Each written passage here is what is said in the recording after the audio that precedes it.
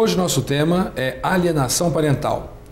Convidamos o Dr. Sebastião Donizete, promotor de justiça, professor universitário, que vai nos esclarecer algumas dúvidas sobre este tema.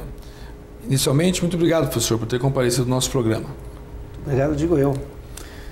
Doutor, o que é o conceito da alienação parental? De uma forma bem simples para o nosso telespectador poder entender. A gente pode partir, para definir, a gente pode partir pelo próprio termo alienação. Alienar é tirar, né, de alguém.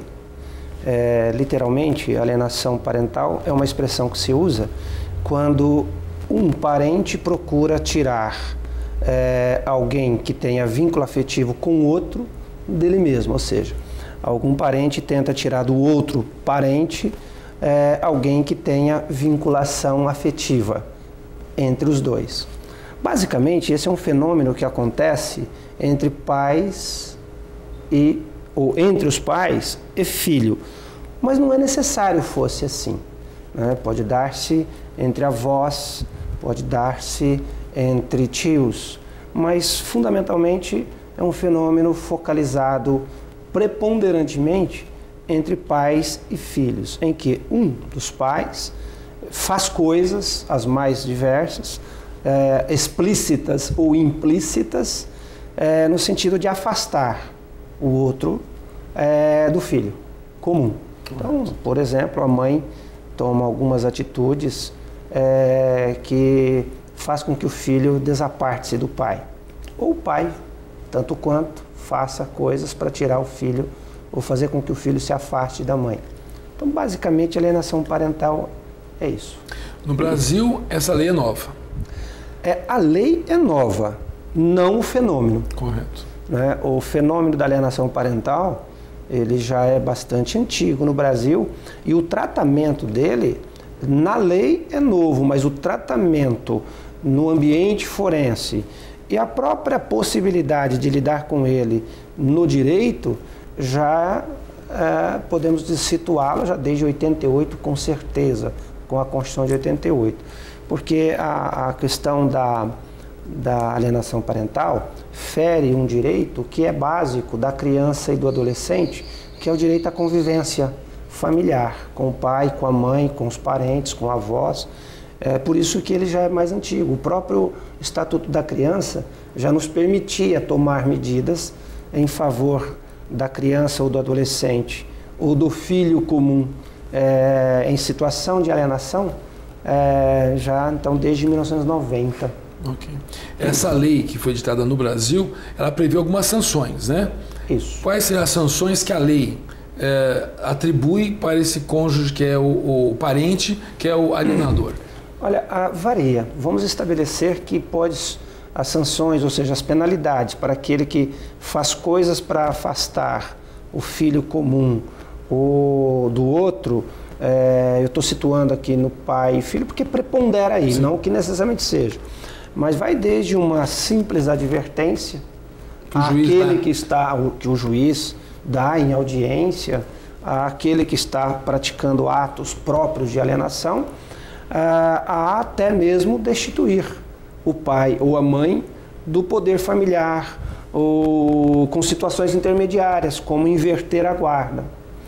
O filho está sob a guarda, o filho está sob a guarda de um, e aquele que está praticando atos de alienação perde a guarda, ou ampliar a visita. Mas o que eu quero dizer é que a alienação parental, João, ela não pressupõe necessariamente a separação do casal. Ela é possível ocorra num ambiente em que pais convivam. Casados, vivendo sob o mesmo teto, mas com condutas, tá, de alienação. Né? Eu quero dizer, não é uma sanção que pressupõe uma separação ou um divórcio, ou um casal separado, de modo geral. Ela pode dar-se, tá, mesmo durante a vida conjugal ou da vida de união estável. Pensando no casal separado, é mais comum qual dos dois ser o cônjuge ou pai, o genitor alienador? A mãe ou o pai? A mulher, pai. Aliás, a mãe, desculpe. A mãe a gente tem percebido estatisticamente que a mãe ela tem preponderado aí nas práticas de alienação parental. E um detalhe, na grande maioria das vezes, ela mesmo não se dá conta de que está agindo assim. Então, muitas das vezes, o que a gente faz no ambiente forense é alertá-la. O que você está fazendo pode caracterizar-se alienação parental. E se caracterizar, você vai ter tais ou quais consequências. Correto. Porque as práticas, às vezes, não são conscientes. É claro que conscientes ou inconscientes, a consequência é a mesma, né? Mas há uma tendência, até porque, na maioria dos casos, eu diria assim, se pudéssemos tentar um percentual, algo em torno de 95% ou mais até, as guardas por ocasião das separações dos pais, elas ficam com a mãe.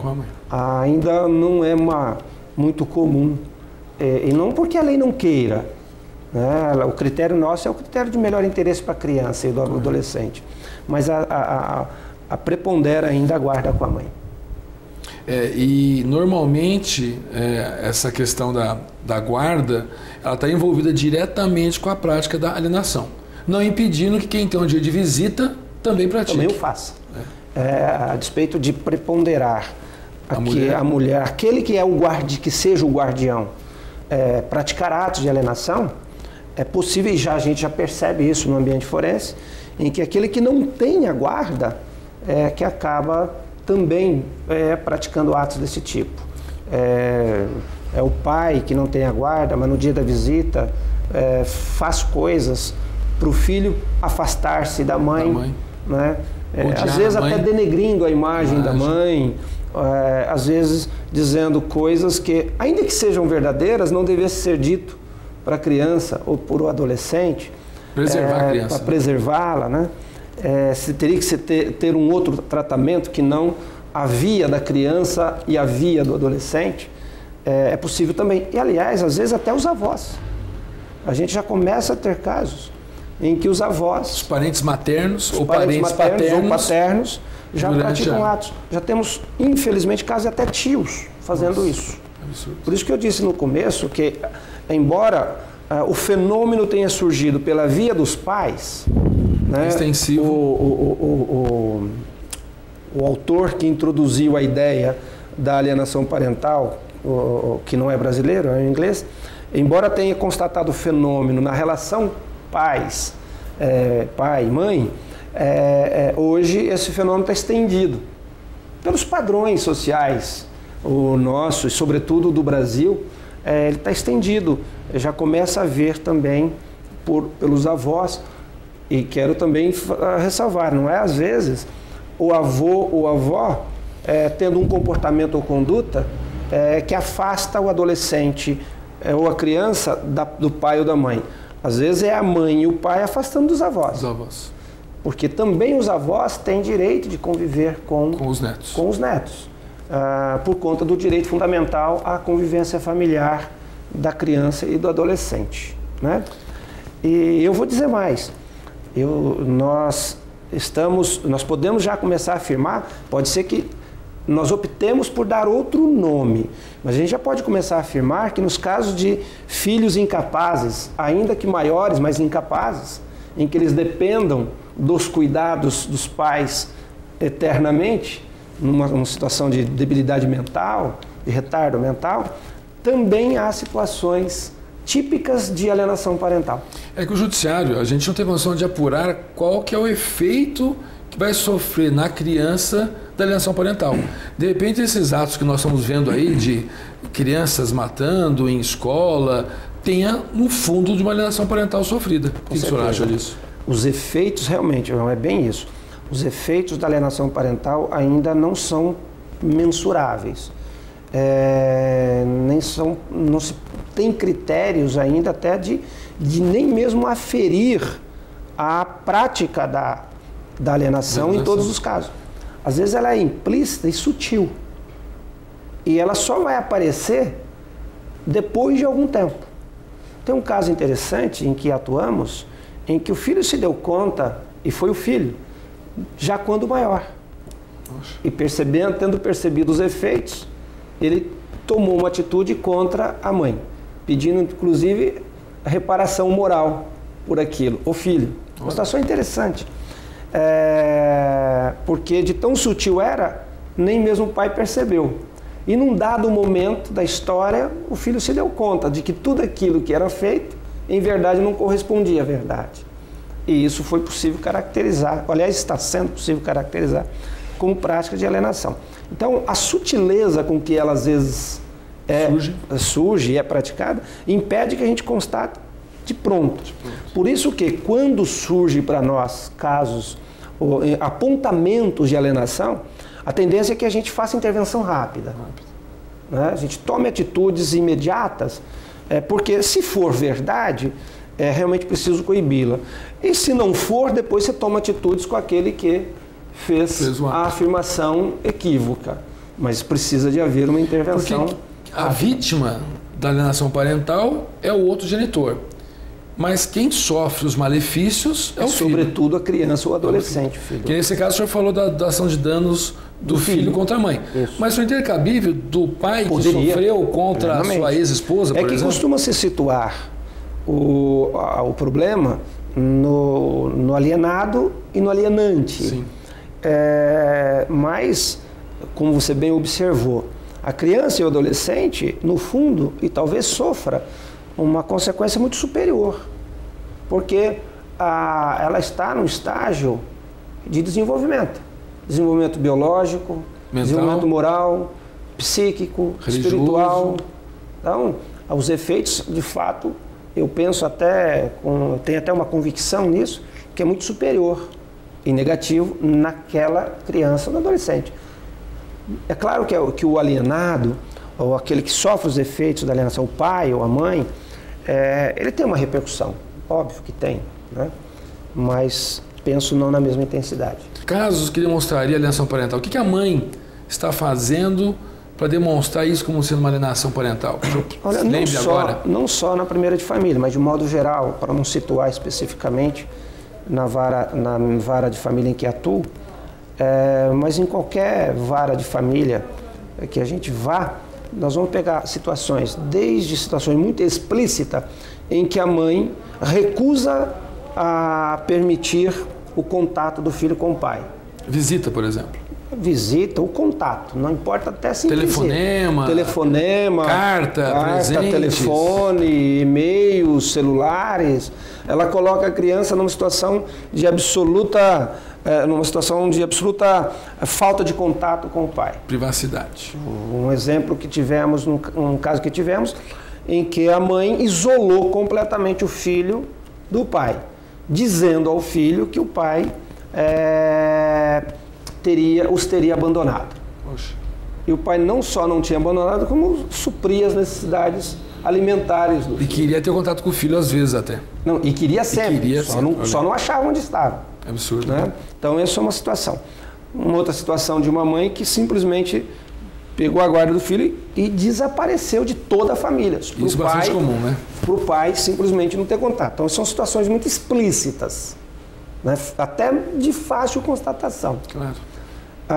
Mas surgem situações que eu chamo de mais sutis, em que a mãe no dia a dia vai dando uma mensagem, minando, ao filho ou à filha, criança, adolescente, de que o pai não é uma pessoa confiável, honesta, não é uma pessoa honesta, não é uma pessoa cumpridora dos deveres, não é uma pessoa provedora, no caso do pai, que ele poderia fazer mais para o filho ou para a filha e para a família e não faz, que tem um caso com fulano, com Beltrano, que valoriza mais isso ou aquilo. Eu costumo dizer, ainda que seja uma grande verdade isso, o filho tem que conviver com o pai para saber o pai que tem ou a mãe. Resguardá-lo. É claro que quando de fato a mãe ou o pai tiverem condutas morais inadequadas, a própria justiça se encarrega também de tomar atitude para protegê-lo. Então, há situações em que a mãe até tem a razão. Mas se tiver, o caminho não é ela mesma, ou o pai, no caminho não é ele mesmo fazer. O caminho é ela procurar o judiciário para lá, então, aplicar essas medidas adequadas. Correto. Não agir para as próprias forças. Isso, para que ela não sofra depois uma consequência inversa disso aí, né? Então, varia muito. Ainda agora há pouco, vindo para cá, me manifestava numa situação dessa, em que a mãe afirmava, só que a mãe afirmava que o pai estaria praticando alienação parental. Numa situação dessa, como que a gente vai ver? Fez a afirmação, depende de muito como a notícia chega, né, para verificar. Há momentos em que a notícia não chega e ela já vem com uma coerência e consistência que já nos permite agir.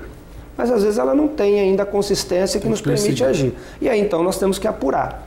Em regra, a gente vai apurar isso por serviços técnicos mesmo, por psicólogos, psiquiatras, às vezes assistente social, nem tanto, mas é uma questão muito mais da psicologia e da psiquiatria. Okay. Mas pode ser também de contexto socioeconômico. E aí vale a pena, às vezes, fazer um estudo social. Ok. Quero agradecer a sua presença aqui, deixar o convite para retornar ao nosso programa, que nessas questões de família, acho que interessa a sociedade como um todo, e o senhor pode dar esclarecimentos para nós valiosos nessa área. Que bom, estou à disposição.